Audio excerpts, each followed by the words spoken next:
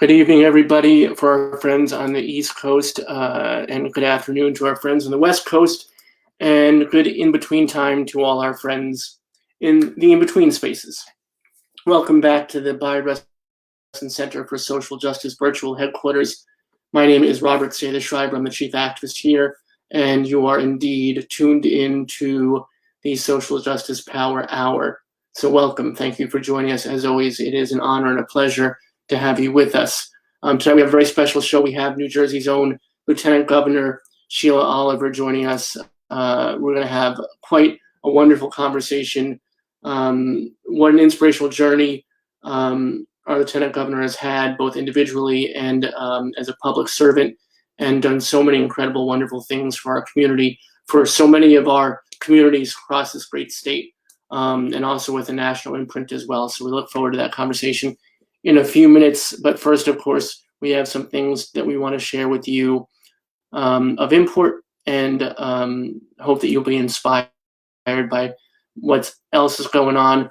I want to thank our ever-present and always inspirational community outreach coordinator, Carol Watchler.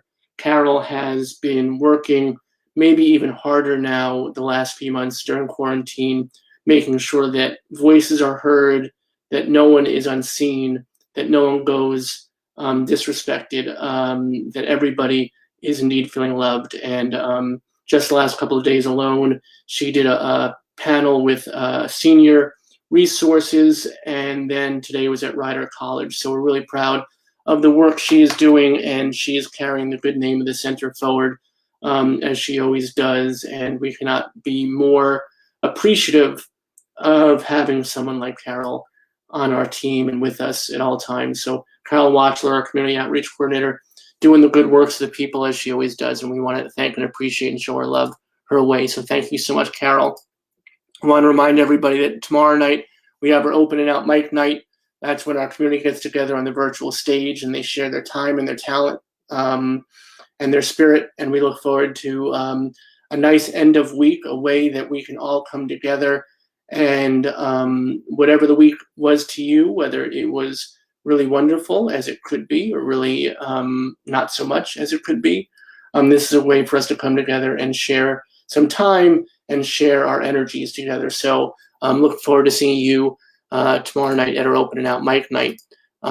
Next Friday, a week from, we're going to have a very special thing. We're going to do a concert with Apollo Flowerchild. And Apollo is a transgender musician who works with the label Trans Trenders. And we're going to talk about Apollo's journey, what it means as a transgender musician, but also hear some incredible music. Apollo is a phenomenal musician and a great spirit. So we're looking forward to having a mini concert and an interview and a program together. And I think it's going to be quite wonderful for all of us. And then coming up, we just want to make sure that you know what is happening next week. On Monday, we have this woman right here, Liz Winstead, co-creator of The Daily Show, co-creator of Air America, now with the Abortion Access Fund. And we're so looking forward to spending time with her. She has stories to tell and important information to share about reproductive rights and that component of social justice, which is something that I feel that the show hasn't spotlighted enough. So I'm looking forward to having a meaningful conversation about that as well. Further, on Tuesday, we have the author of this book, Eric Cervini, Dr. Eric Cervini, who wrote The Deviance War, the Homosexual versus the United States of America, another piece of gay history that has been forgotten and lost and deserves a spotlight. So we're looking forward to a really robust conversation about that with Dr. Cervini on Wednesday. And then Thursday, we have our old friend, Peniel Joseph, coming back. Dr. Joseph, of course, the author of The Sword and the Shield, the wonderful book about Malcolm and Martin and the false dichotomy that has been something that we've all prescribed to for all these years, and he has broken it down, and we're so thrilled. I just want to say the first time he appeared with us months ago, we were so thrilled to have him, and since then he's been all over the world, MSNBC, CNN, PBS NewsHour, you name it, he's been there, and now he's coming back to us. And by the way, a week from tonight, when he does come back to we're going to have a very huge, very special announcement to share together. So please tune in for that. Further, just found out that Hugh Ryan is also going to return to us. We love when our old friends come back to us, and we want to help Hugh out, help him out, like he needs our help, but we want to support Hugh. That's a better way to put it. Hugh's book, When Brooklyn Was Queer, just came out in paperback, so we want to make sure that we promote and support that because it's a wonderful book that you all should have, whether in hardcover or paperback. So we'll be talking more about queer history with the wonderful Hugh Ryan. And then Amara Jones is coming to us from Trans/Media, wonderful transgender artist and spokesperson and community member. So we're really looking forward to that great deal. And then finally, coming up also, we have Gabby Dunn with the podcast. Gabby Dunn does Bad with Money and a couple of wonderful books. Great community member that we're looking forward to having some really interesting conversation with as well. So all of that and more is coming up. Just to make it crystal to everybody, I know that Pride Month is coming quickly to an end, but we always believe here at the center that Pride does not last a month. Pride is not a month. Pride is not only year-round, it's all the time. We feel it. We have to support it. We have to bring it to each other. We have to make sure we always shout it out from the rooftops and whisper it in each other's ears. So Pride will be with us for the entirety of July, of August, September, October, etc., etc. So please join us every weeknight. We're here from 7 to 8 p.m. for the Power Hour, and we look forward to you being with us at all times. So our Lieutenant Governor is having a little bit of difficulty being with us at the moment. So if it's okay, I have one of her wonderful folks on her staff with us. Gina, can I bring you on just to say hi to everybody? Are you comfortable with that? I can see you. If you are comfortable with that, happy to chat, she says. You're delightful. So Gina's going to join us for a moment. Hey, Gina, how are you? Hi, good. How are you doing? I'm delightful. Thank you so much for being accommodating. I know that these platforms are difficult sometimes. So what I do is I want to ask you, I want to refresh the platform, so I may pop off for a second for our viewers in Facebook land, but we'll be right back. And then maybe you can ask Lieutenant Governor if she can try one more time. All right? So 3, 2, 1, popping off. And all right, so we're back, hopefully, with everybody. And maybe the Lieutenant Governor will have a little more luck now. But in the meanwhile, I have you on the screen, so why don't you introduce yourself to our wonderful community? Hi, everyone. My name is Gina Trish. I am communications for Lieutenant Governor Oliver. And I also am lucky to serve a duplicitous role in that capacity as a communications manager for the Department of Community Affairs for the state of New Jersey. Yes, sorry, go ahead, Robert. No, go, please.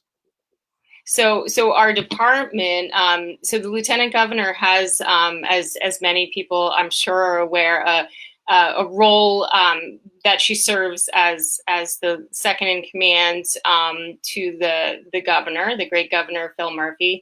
But she also serves a role as the commissioner of the Department of Community Affairs. And in that role and in that department for the state, we have lots of great programs and services that we offer communities, everything from local government services for municipalities to we have the Division of Fire Safety. We have a broad range of services when it comes to housing. So we are considered the primary housing authority for the state of New Jersey. So we issue housing vouchers for people who are in need of assistance. Just local planning services for Main Street, New Jersey. So a huge department that has a lot of variable responsibilities for the state of New Jersey. It's a really great place to work. And Lieutenant Governor obviously is a wonderful person to work for too. She's a great lady. And so are you, and you're very good at vamping, so thank you. I appreciate your time, and if you don't mind, we'll talk for another minute or two, and hopefully the Lieutenant Governor will find her way virtually to us. We can get with her again. Yeah, I know she was having some technical difficulties. We can certainly continue to chat, but I'm not sure she's going to be able to get in this evening, so we'll give it a shot. All right. I appreciate that. So let's just, because I want to talk to you for a minute, if you're comfortable, because you're the person who first reached out to us at the center. And I believe that our first encounter, so to speak, was about this matter, which was a really wonderful honor for us to be involved with. And I'll read the headline for everybody. Lieutenant Governor Oliver joins coalition of lieutenant governors to urge the U.S. Food and Drug Administration to lift a discriminatory ban on blood donations. Can you tell us a little bit about this, if you don't mind? Yeah, well, there's actually a whole consortium of lieutenant governors that came together to sign on to this. This is a consortium of Democratic lieutenant governors in this case that wanted to take the ban on blood donations from LGBTQ community to a new level. So my understanding is that the ban initially was indefinite, and then they put the ban on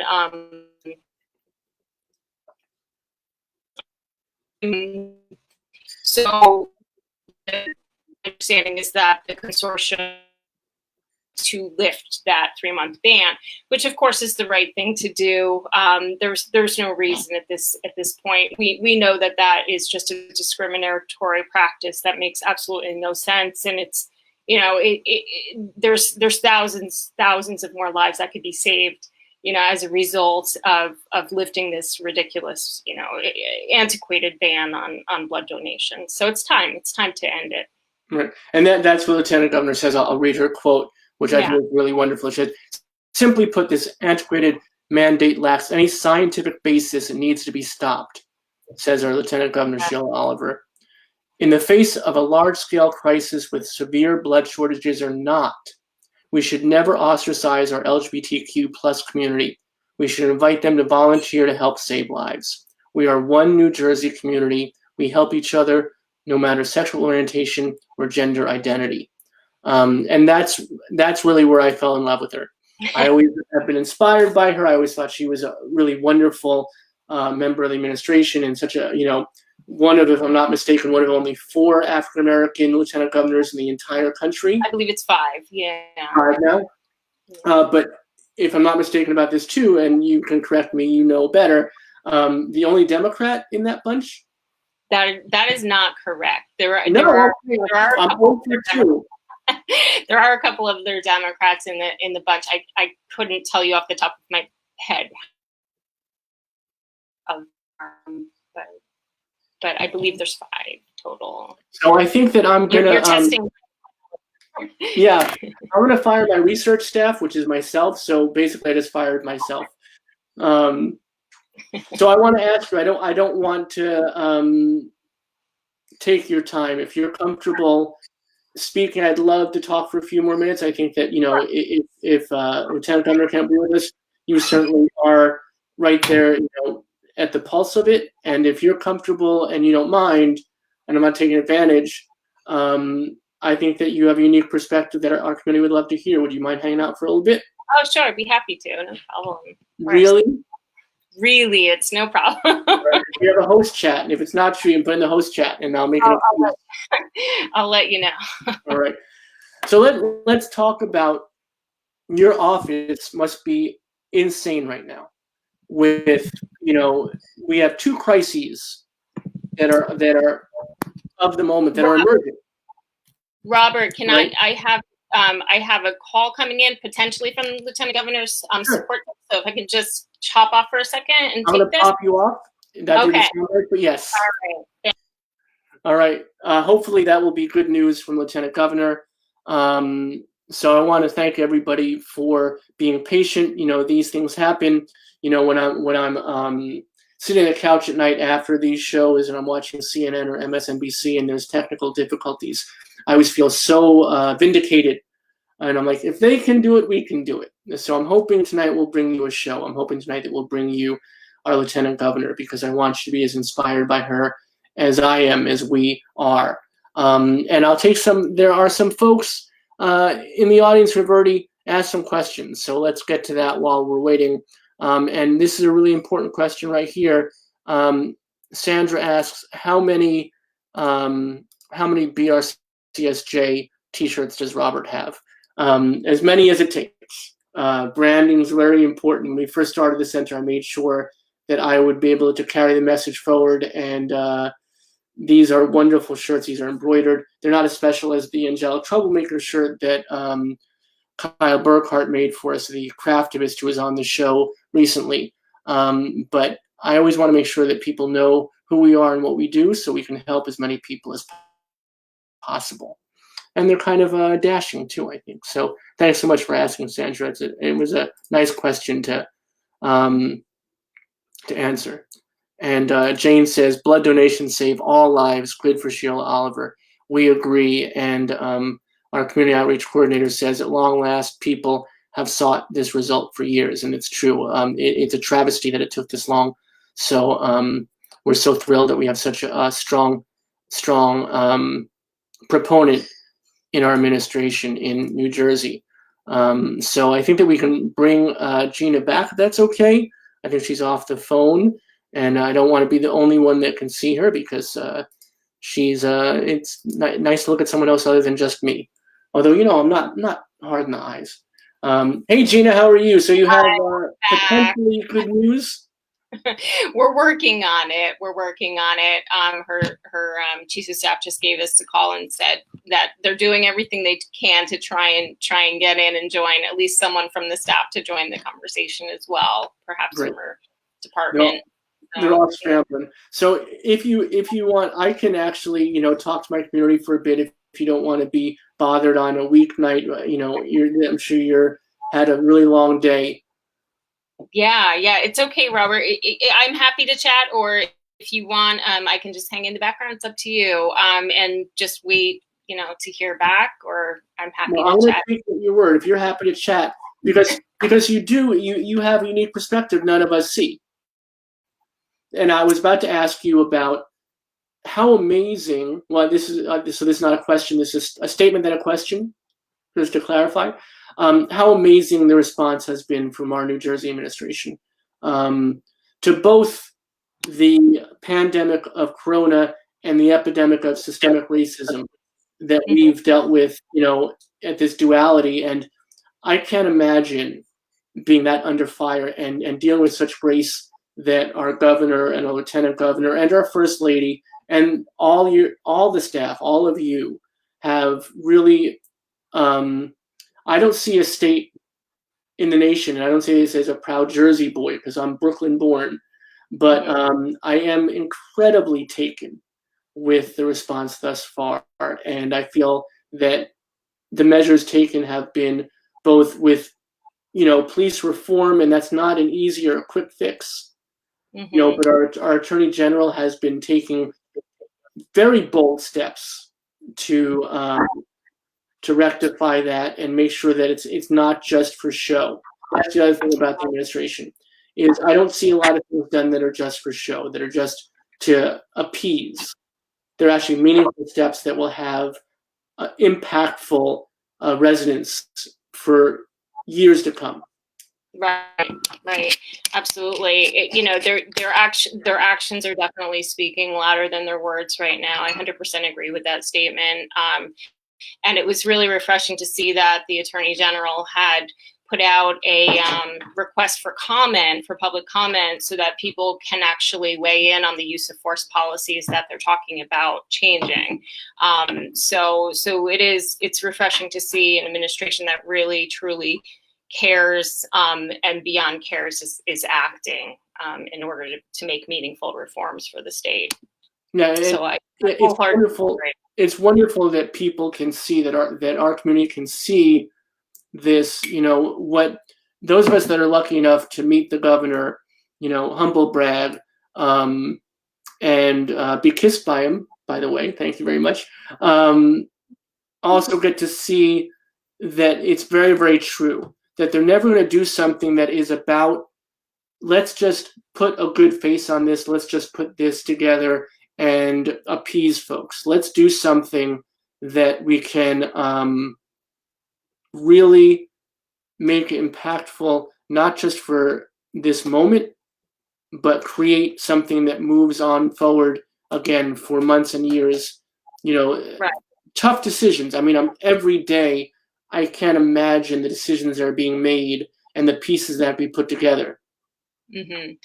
Right. Yeah. And I can only imagine. Yes, I can only imagine from. Sorry. Children in the background here. I took you off for a second to give you privacy. Oh, yeah. And everybody, please, let's give some snaps out for Gina for doing this. This is above and beyond.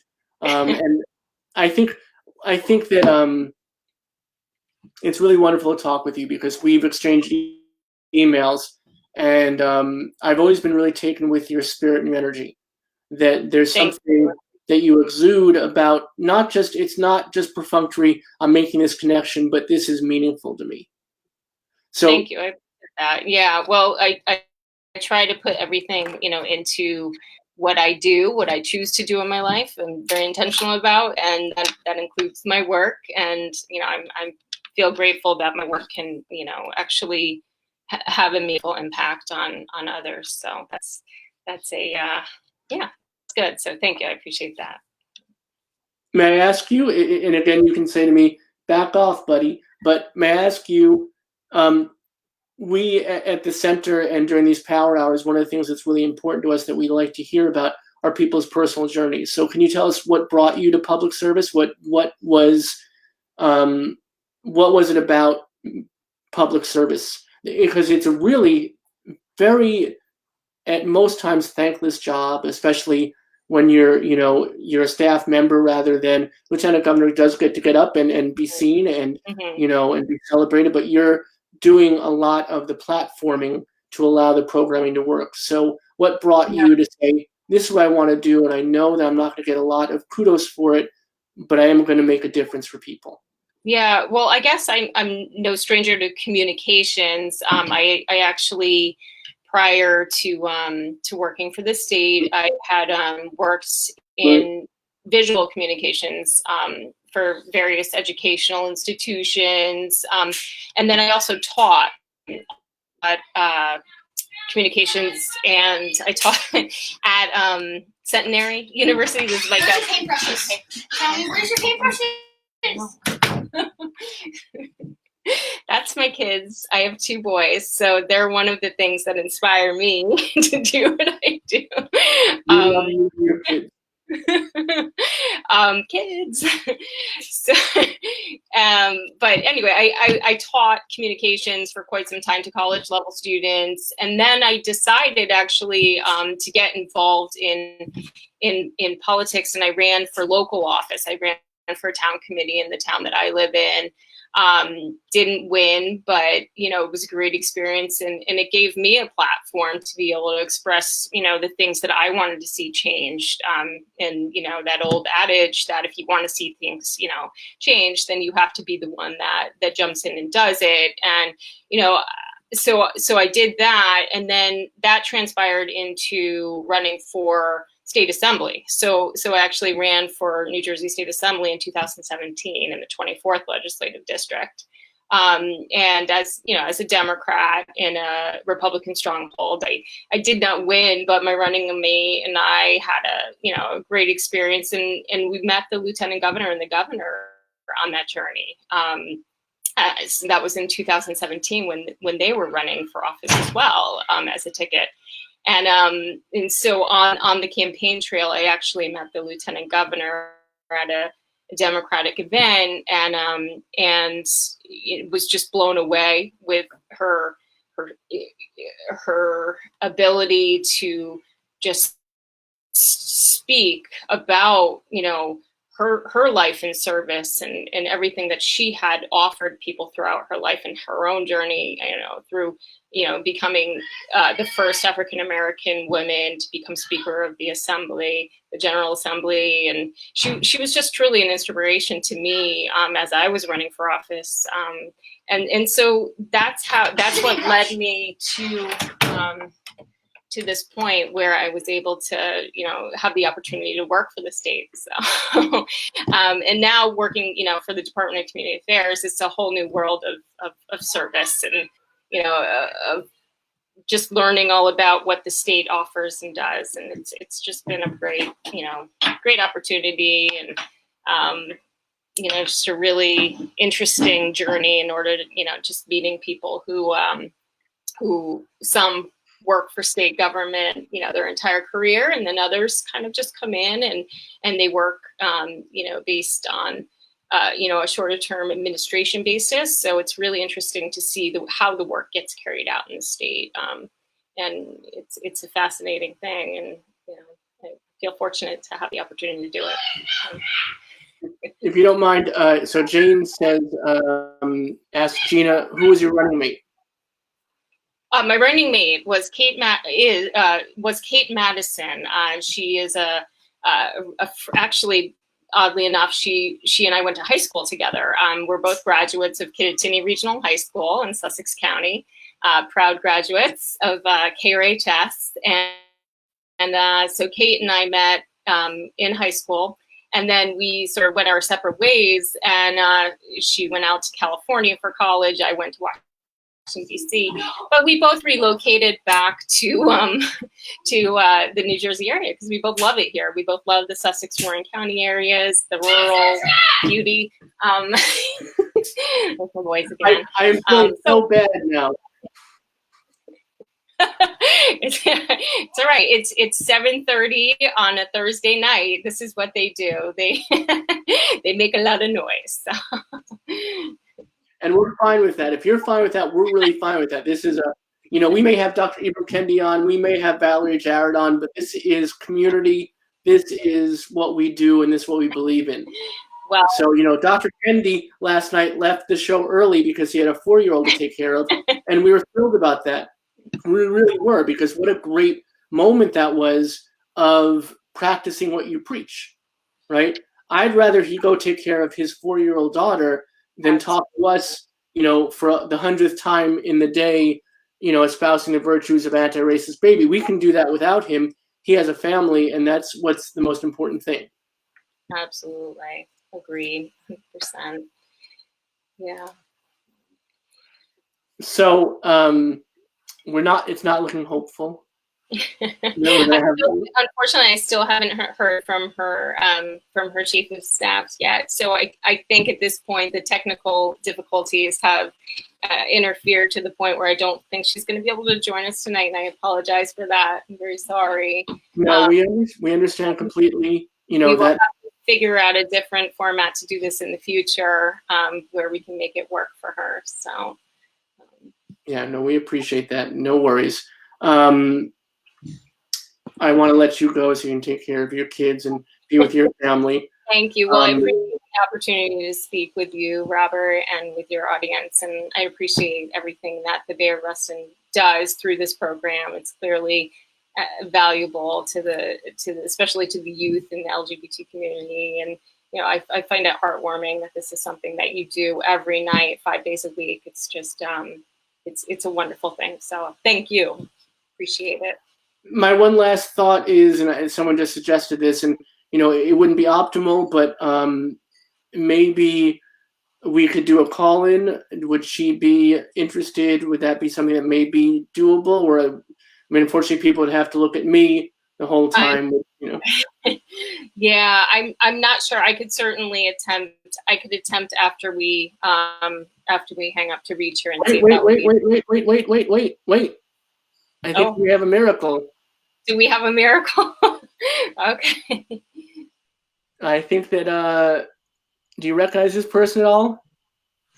I'm appearing on behalf of the Lieutenant Governor. My name is Kim Holmes. I'm her Chief of Staff. Hey, Kim Holmes, how are you? I'm fine. How are you? I am delightful. Thank you very much. I appreciate you coming on. No problem. I got the call from Terry Tucker. Okay, we love Terry. So Gina, should we excuse you? Are your responsibilities done here? Yes, I just want to make sure everyone understands. So Dr. Holmes is actually the Chief of Staff to the Department of Community Affairs. And so I just want to make sure everyone understands her role and what she'll be, what she can address here. So thank you, Kim, for coming on. I appreciate it. No problem. All right. All right. Gina, thank you so much. Go take care of your family. We so appreciate you taking the time. That was beautiful. Be good. All right. Bye-bye. Ms. Holmes, is that the way I should address you? No, please, it's just the two of us. Kim. Is that okay? All right, okay. Kim, my name's Robert. How are you? Hi, Robert. I'm good. So can you refresh us, tell us exactly what your roles and responsibilities are so we know what kind of conversation we can have with you? I know it's going to be meaningful and inspirational. Okay, so I'm the Chief of Staff and the Assistant Commissioner to the Department of Community Affairs. And do you want me to tell you about my background and stuff like that? I would. So first of all, I see you're a minister. Is that correct? Yes. Ordained as a reverend. I went to Drew Seminary. That's where I got my master's in divinity and my doctorate. So my doctorate, believe it or not, my doctorate was in community justice. So I did my dissertation on acting out our justice prayers, because at my local church, we have this prayer call on Wednesdays, and it's called GAP, for God Answers Prayers. But what I found is that we would pray about social justice issues, but when it came down to doing something besides prayer, the church just kind of fell flat. So we would pray about issues, and then that's it. So I thought maybe we should act out those justice prayers. And so I did my research, and we had a community justice day at St. Luke Baptist Church in Harlem. And my research dealt with 4 areas. One was improving the race relations and between law enforcement and the community. The other dealt with environmental justice. The third area dealt with recognizing a need in a foreign country and seeing how the church can meet that need. And then the fourth area dealt with, engaging like-minded organizations, not just churches, but other organizations who share in the goals of social justice. So I had no idea that I was going to be speaking to you tonight. Nothing about my dissertation. It just so happened that when you asked the question, that's what came out. So this is like an organic moment. This is serendipity. This is something, I'll be honest with you, Kim, that the center has relied on since our very first day. There is something about the work we're doing, which you can probably understand, that has brought people together and brought our community into a stronger, more potent, and more meaningful, impactful collective. So the fact that you're here, you're a better guest than the Lieutenant Governor. We're happy to have you. Don't say that. Don't say that. We're going to have a delightful conversation. We're going to have, and let me just tell you this, our intern who joined us about 2 weeks ago, Ashley Wells, she's from Princeton Theological Seminary, and she says, amen, what important work to be done in the church. So she's thrilled you're here. Wow. Hi. So Kim, we are absolutely thankful for your presence, and we feel it is, for lack of a better term, divinity. So thank you for being with us. So I love this. So if I heard you correctly, you said that the church you were working with was in Harlem? Yes. So how did you find your way to New Jersey? Because the pastor of the church, he taught at Drew Seminary, and I took a class with him. His name was Reverend Dr. J.G. McCann. And when I took the class with him, I wound up becoming his research assistant. So he was teaching at Drew Seminary, and I took a Baptist polity class with him. From me taking that one class, the following year I became his assistant. And so for years he's been trying to, invite me over to his church in New York. But I was like, I'm from Jersey. I go to church over in Jersey. I'm just going to stay there. But then after I graduated with my master's in divinity, I wind up going to his church in Harlem. So then I became his assistant in Harlem at the church, as well as his assistant at Drew Seminary. So that's how I wind up. I live in New Jersey, but I go to church in Harlem. All right. And That's I've been wonderful. there since 20 years. Talk about serving two very different communities and important Yes. service to be done for both. And I believe that one of the components you talked about in your service was policing reform. Right. So what a perfect moment. So can you speak onto that a little more for us? Because I think that obviously couldn't be more of the moment right now. And again, do me a favor. So our intern, Ashley, our intern extraordinaire, who we love so much and doing such great work, just tell us the spelling of your last name so she can throw it up in the comment section so everybody knows who we're talking to. That'd be delightful. We want to make sure that people know who you are. Holmes, Holmes. All right. It's Kimberly Holmes, and minister at that. All right. Yep, it's Dr. Holmes. All right. Love it. Love it. I'm in love with you right now. I'm so thrilled to be talking to you. This is fantastic. This is empowering. Yes. This is wonderful. So tell us about how you moved from praying for change to enacting change. How did you do that in an actionable way? So what we did was we started meeting with different people in Harlem because I was new to the church, and I started there in June of 2014, and I was talking about embracing new things. So even though I knew Dr. McCann as my professor, I was new to the church. So not only did they have to embrace what I'm talking about, but embrace me as well, because I was new to that church. So what we found was that a lot of the African American males in the church would talk about their encounters with law enforcement, but they didn't want to go into bridging a gap because people wanted to know what to do when stopped by law enforcement. They wanted to know, how can we engage them? And for some people, looking at law enforcement, at cops, it was very antagonistic. So what we did, we had the one of the commissioners come in and meet with us and talk about his experiences as a law enforcement officer. And when he began to talk about his experiences, he shared with us that, yes, he has on the white shirt, and the white shirt signifies a higher level, in the law enforcement. But he said when he gets off work and he puts on his regular shirt over his white shirt, he's just another Black male walking the streets of Harlem, subject to the same things that everybody else was. So once we started having those meetings with law enforcement, we then invited them back to the Community Justice Day, where they can speak to the issues of how can we better engage one another? What would it be like for a young person to sit down and actually have a conversation with a law enforcement officer?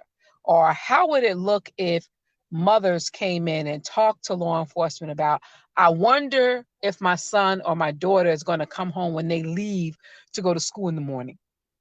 So that's how we took the whole idea of praying in the gospel about doing justice, and how God is a God of liberation, moving from just praying about God as a God of liberation to acting. Because the Bible says, show me your faith and I'll show you my work. And so many times we were just sitting in church praying, but we weren't doing the action part. So we started out by meeting with different people. And in Harlem, I told you one part of my project had to deal with environmental justice, because what my research showed was that certain areas of New York, you found people who were living in like projects and different communities that were economically depraved. Those children in those communities had a high rate of asthma. And so we went to this organization called We Act for Environmental Justice. One is based in Harlem and one is based in DC. And so we went and met with them, and the gentleman's name was Charles Calloway.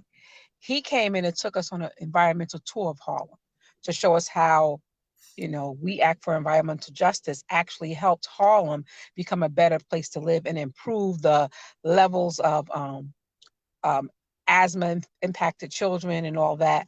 So we went from praying about it to acting about it by doing research, by talking to people, by having them come in and meet with us, by getting out of the church walls and going into the community. So those were just some of the steps that we took. So I just want to, for those of you just joining us, and for those of you that may have missed it, unfortunately, our Lieutenant Governor, Sheila Oliver, wanted to be with us tonight, but had some technical difficulties. And we have the extraordinary honor and great serendipity of talking to Dr. Kimberly Holmes, who is with the Community Affairs Department. Yep. And we have some questions from the audience, if you're comfortable, and I'm not sure if this is actually under your purview, but Cynthia asks, I am concerned about the lack of safe and therapeutic housing for individuals with intellectual disability and or mental illness. I know New Jersey may be facing an economic crisis, but what can be done to correct this dearth? Well, we do have in our Department of Community Affairs, one of the areas that we have, one of the divisions is the housing division. It's called Housing and Community Resources. And our director of that division, her name is Janelle Winter. Dynamic, powerful person who's passionate about housing for low and moderate incomes. So if anyone is interested in how we can better help communities and people, please log on to our website at dca.gov, dca.nj.gov. We do have the rental assistance program. We're providing housing assistance for people who have been impacted by COVID. So there's various programs. We have the neighborhood revitalization tax credit, where we provide certain tax incentives to businesses. But in terms of housing, you can log on to the website of DCA and click onto our housing division, and you'll find the various ways that DCA does assist people in providing housing. Thank you so much for that. I have to ask you a question. Do you work at all with Dean Daffis? Yes. Dean works with Janelle. Right. So yep. Dean is an incredibly wonderful member of our community. He's actually on our board of directors, and we're so proud of the work he does. So he's good people. He's good people. Next time you see him, I was going to say give him a kiss, but you can't right now. I give him a fist pump. Thank you. I would appreciate that very much. Tell him how much we love him, and we look forward to. He's been on the show too, because I don't know if you know this, but he was the first openly gay elected official in Maplewood, New Jersey. So we had a show with him talking about his experience running for office and what that meant to the community. So definitely give him a fist bump for us. We will. So then you talked about. I want to go back to this thread because I love speaking with you. There's so much, very much important that you can share with us. I love what you said about this law enforcement officer who came in and spoke to the community, was wearing the garb of law enforcement, and when he went home and he put his street clothes on, as it were, he was just another person of color in Harlem and subject to the same difficulties. That must be such a strange dilemma for folks to face. It is, because, see, for me, both of my parents were postal police officers. So I grew up in a home where we had respect for law enforcement. And I served as a prosecutor in Bergen County Prosecutor's Office. I was a municipal prosecutor in East Orange. So, in the infancy stages of me being an attorney, a lot of my development came from working very closely with law enforcement. So to see how, not all law enforcement officers are bad people. And a lot of times it's based on us engaging one another. But sometimes it's that divide where sometimes it's the media, sometimes it's how we grew up, sometimes it's our environment, where we develop these mindsets and these constructs of what we think about law enforcement and what we think about this community and that community. And then we tend to operate by those constructs that further divide us. So I thought it was best to actually sit down and have a conversation. Like even in New Jersey, the colonel for the state police, his name is Patrick Callahan. He is an awesome, dynamic, powerful individual. And we have a state prayer call. And every day for the past 14 weeks, we pray on this prayer call. And Colonel Pat Callahan, the head state trooper, he's the fourth person that prays every single day. I'm the first person, he's the fourth person. So just to engage the state trooper, the head state trooper, in the power of prayer is very transformational for us, because we see that law enforcement are people just like us. Just like us. Yeah. So that was powerful. So we have this maybe here's a difficult question from our audience. Should there be community boards reviewing claims of police abuse? And it's not difficult because it's actually a very important and meaningful idea, and something I think we need to enact upon. I think it's difficult because I'm not sure. Again, I don't want to overstep what your purview is in your job, but is this something you can speak on for us? Well, as Reverend Dr. Kimberly K. Holmes, I absolutely agree that there should be some type of civilian complaint review board, because I also believe that also helps to bridge the gap. Because just like in New York, there needs to be a repairer of the breach and a bridge builder, I believe the same thing in New Jersey. So I think it could only help if there was one. So how do we do that? So how do we create? And you talked about people coming in to speak and how transformational it is, and I respect that, because I am a talker. I believe in the power of being out in the community, and rallies are important, and speaking truth to power is important, and making sure that you're being heard by the community is important. But there has to be, after that, there has to be actionable measures taken. So this state trooper, the head state trooper, is on this phone call, but then after he takes that phone call, what is he doing after that? And what are we doing to make sure that our police are remembering what they're, to serve and protect, right? And how do we make sure that's meaningful to them? See, I can speak with firsthand knowledge about Trooper Pat Callahan, because it's more than just the prayers. He goes to the churches. He's responsive to the calls. Like, I can pick up the phone right now and call him and say, Pat, I have a question. And he responds right away. And I think the idea of being responsive to the calls from the community, going where they go and not just sitting back and we talk about these things, but actually going to those communities, going where people of color and others live, to talk to them. Even I saw on social media, sometimes I'll see law enforcement officers actually sitting down or playing basketball with someone from the community. Going in, they have coffee with a cop, sitting down having a cup of coffee, going to the neighborhood community meetings, going to social events that the community has, and sitting there, not just taking a knee for the sake of taking a knee, but also getting involved and inviting them in to sit down and have a conversation and take it beyond a conversation. Getting on these civilian complaint review boards, establishing community strength and partnerships. I think that goes a long way to help bridge the gap between law enforcement and the community.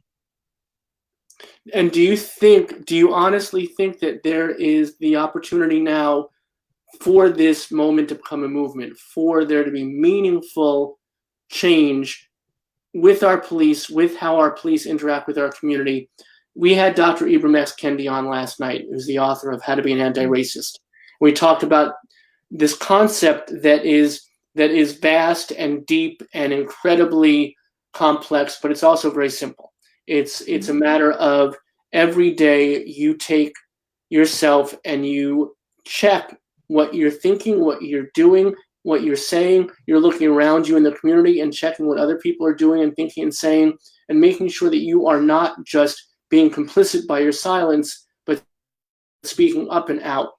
How do we make sure that our community members can do that? And how do we make sure that our police officers who have the opportunity are able to do that, feel safe and feel empowered to do that? I think it starts from the top. It, like even today, this is so organic, and I think it's divinely inspired because I just came back from meeting earlier today with Director Anthony Ambrose. He's the police director for the city of Newark. And he talked to us about relationships and how, in order for something to work, it has to be a relationship built on mutual respect and trust. So I think it's always the right time. Now is the time. Yes, it's unfortunate when you think about the unjustified homicides of Black men and when you think about some of the things that law enforcement is going through. But now it's always the time that we can do better. We can be better. This does not define our whole history of our interaction with law enforcement. Yes, it's a chapter, and some chapters are going to be bad chapters, but we can't let one or two bad chapters just crush our community engagement with police officers. So I believe that now is the time. I do. I do believe now is the time. Good. So then let's talk about actionable items. Is New Jersey looking at a process where we can know when a police officer has been charged with infractions and make sure that police officer who has been either fired or let go from one police department isn't going to find a job in the next town? How do we make sure that we can really keep ourselves and our children and our community safe by making sure that our police are kept to the same standards that anybody else should be? Well, again, I have to make sure that it's in my purview to answer those questions, but I do believe that the person that can answer those questions is our Attorney General Graywall, because he is the Attorney General for the state of New Jersey. So he would be better apt to answer those questions because that falls outside of what I do in terms of Chief of Staff for the Department of Community Affairs. So I think that the best person to answer that would be Attorney General Graywall. Well, tell him we want him on the show. Invite him on for us. Tell him that you I spoke with will. us. I'll reach out to him. I will We reach would out to love him to have him because on. I'll definitely reach out to him. I I'll was send saying him an that email. I appreciate that. I was actually saying to Gina before you came on that I really believe, and I really believe this, you know, I always had some issues with the police growing up. Obviously, I was a young punk, and I still feel like there's a lot of issues with racism. Systemic racism obviously affects our police departments, our police officers, and unfortunately, maybe more so than some other folks. And I think that we have to be really careful in how we move forward. I do believe that our Attorney General, that our Governor, our Lieutenant Governor, and our administration here in New Jersey are taking steps. But I really want to make sure, because I care so much about our community, that these steps are going to be meaningful. They're going to be lasting. They're not just, a great press conference. They're not just a round table. For example, during Pride Month, we have all the LGBTQI folks come out and do a round table, so everybody sees that. That's not what we need. That's not what we need for that community. That's not what we need for our police. We need to make sure that everything that we're recommending is going to be something that is lasting and meaningful and impactful and will really do the job of keeping us all as safe as we need to be, especially our Black men, especially our Black trans community, especially all those folks that are the ones that are unduly put upon. As you said when you first came on, the first thing you said almost was, here's this police officer who wears his uniform during the day and then at night puts on his street clothes. We need impactful change for that to be different, especially for our youth, especially for our kids. Mm-hmm. Yes, we do. And I'm the parent to a 20-year-old son, believe it or not. And I have to tell him all the time because when he gets into the car, I have to tell him, listen, this is what happens when you encounter a law enforcement officer. But the way I choose to change the narrative is that I don't start out with, the cops are bad. I don't do that. I explain to him you have a responsibility as a law-abiding citizen that if you happen to be stopped, these are the things that you do. Now, I tell him that my son is 20 years old. He's 6 feet and he's a big kid, but he's a gentle kid. But if you were to look at him, you see a big black male and nobody knows he's gentle as a giant. But I have to tell him, these are the things that you do because you never know what can happen in an encounter. But I want to make sure that I have schooled him on this is how you are to engage law enforcement. And sometimes you have to have those conversations sooner than later. And I've been having those conversations with him since before he started driving. That's the reality that we live in. May I ask you a personal question? Sure. Does it make you angry that you have to have that conversation with your son? It doesn't make me angry because when I weigh it out, being angry and schooling him where he can receive it coming from his mama, somebody who works with law enforcement, he receives it well coming from me. And it doesn't make me angry. I look at what's reality, and I want my son, if he should happen to have an encounter with law enforcement, I want it to be one where they see that this is a respectful young man, that he's not trying to engage in an encounter where something else could happen other than if it's a violation of some type of motor vehicle offense, he's issued a ticket or whatever, but that he comes out alive. So it doesn't make me angry because I recognize the society that we live in, but it also makes me see that, like I said before, we can do better. We can do better. I think more classes on cultural sensitivity, law enforcement, I think they should be required to take. I think it helps if you engage young men in the environments and let them see that, police officers are people who are sworn to uphold the law, and that for the most part, they are upholding the law.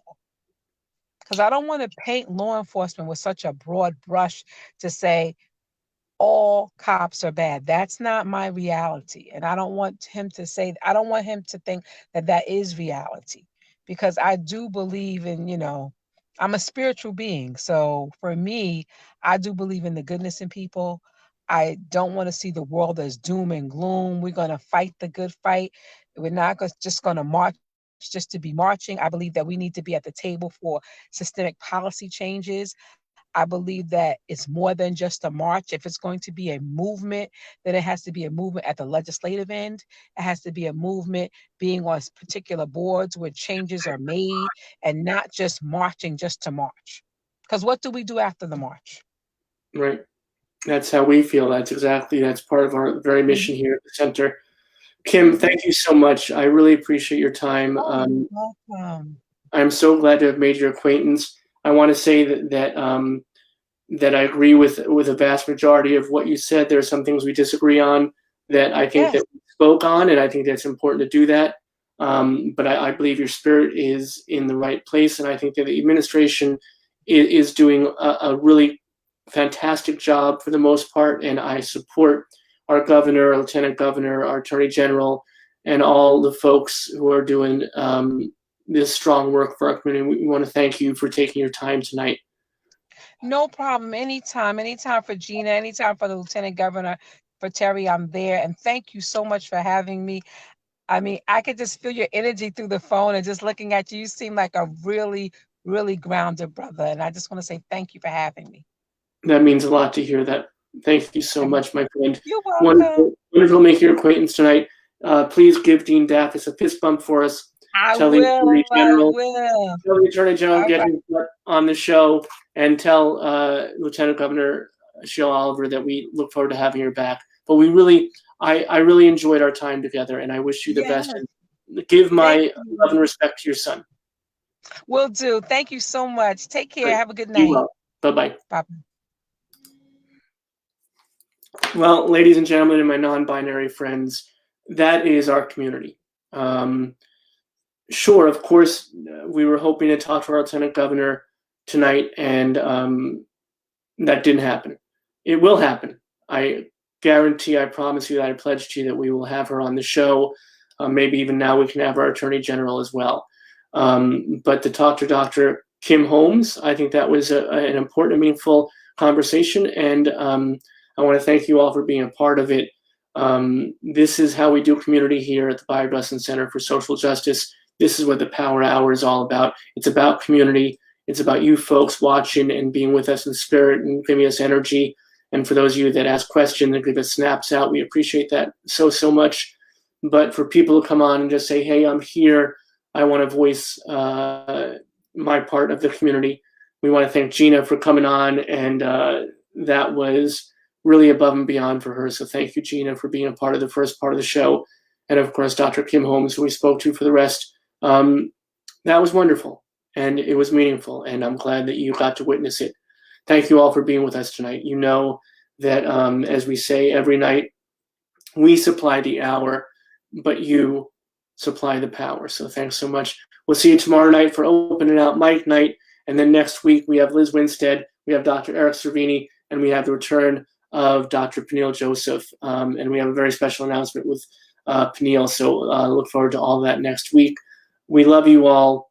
We respect you all. And we couldn't do this without you. So thanks for being a part of our community. Have a great 23 hours and 55 minutes, and we'll see you tomorrow night at 7 p.m. again. Thanks so much. Be well, be good, and be good to each other. I'm Lieutenant Governor Sheila Oliver, and I'd like to take a moment to reach out to my LGBTQ friends in New Jersey.